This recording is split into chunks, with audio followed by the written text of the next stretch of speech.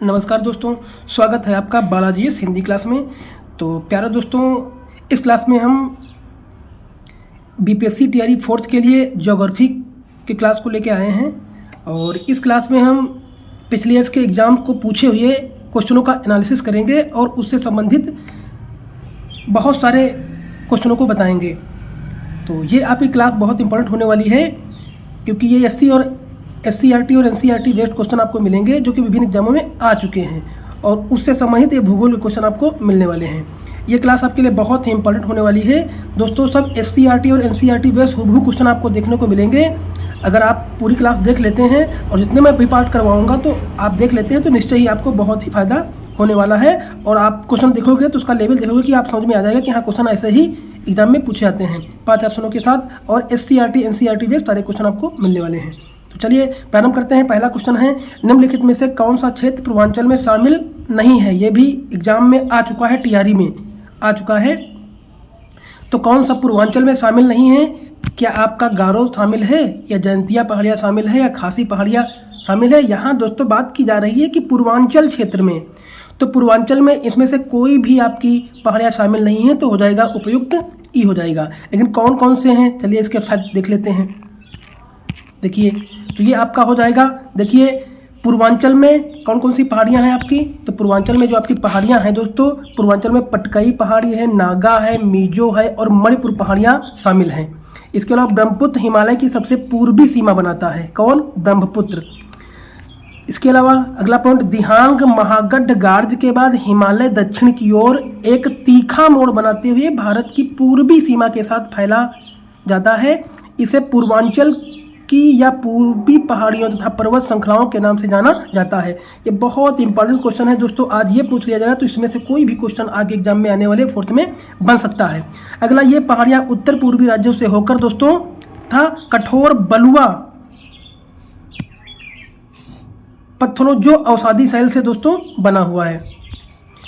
ये घने जंगलों से ढकी है तथा अधिकतर समानांतर श्रृंखलाओं में एक घाटियों के रूप में फैली हैं। पहले दोस्तों मोस्ट इंपॉर्टेंट है, SCRT NCERT से उठाए गए सारे क्वेश्चन हैं दोस्तों।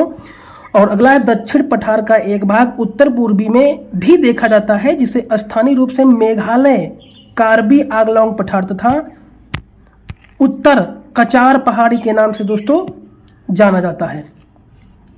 तो ये भी जितने पठार के बारे में, इंपॉर्टेंट पठार के बारे में SCRT NCERT बेस बनते हैं, वो इसमें मैंने आपको दे दिया है। और पश्चिम से पूरब की ओर 3 महत्वपूर्ण श्रृंखलाएं कौन सी हैं? गारो, खासी और जयंतिया हैं। मोस्ट इंपॉर्टेंट क्वेश्चन दोस्तों।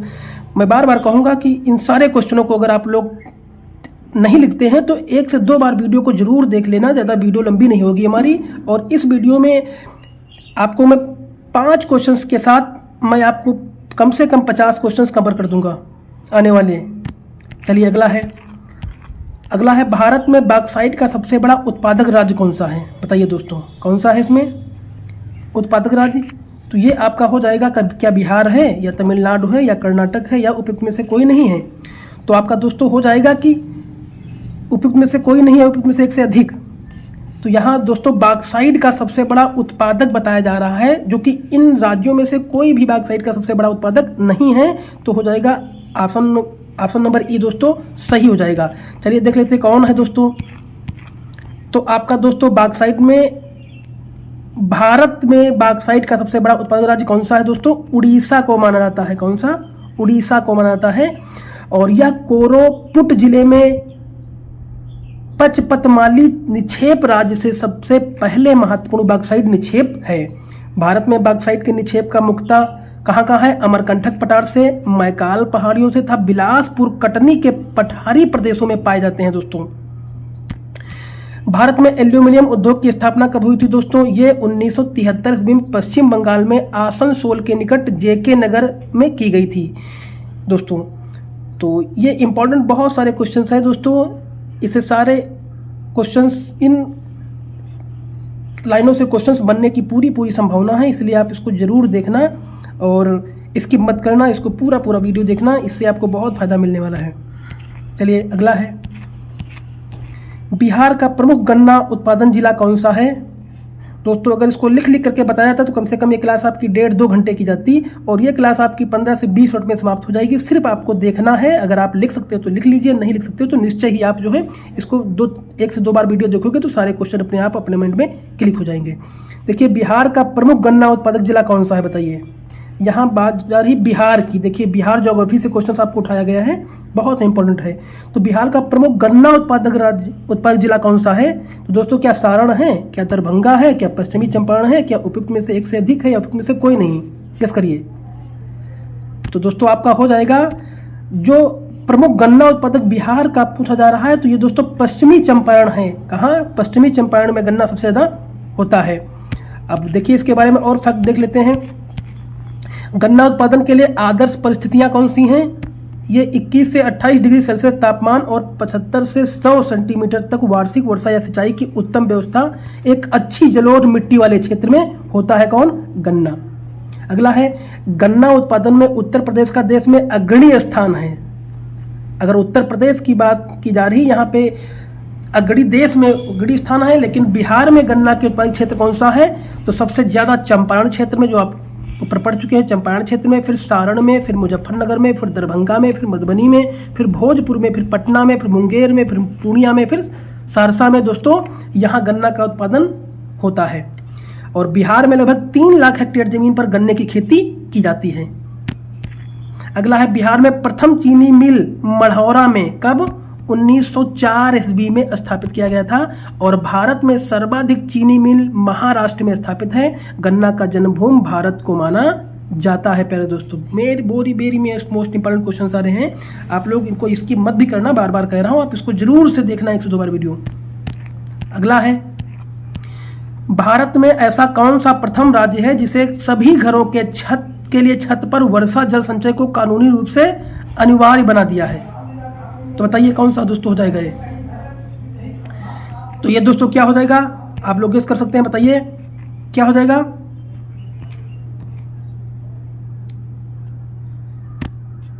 दोस्तों ये क्या हो जाएगा दोस्तों आपका? ये आपका तमिलनाडु राज्य हो जाएगा। कौन सा हो जाएगा? तमिलनाडु राज्य हो जाएगा, जो कि सभी घरों के लिए छत पर वर्षा जल संचय को कानूनी रूप से अनिवार्य बना दिया गया है। कौन से?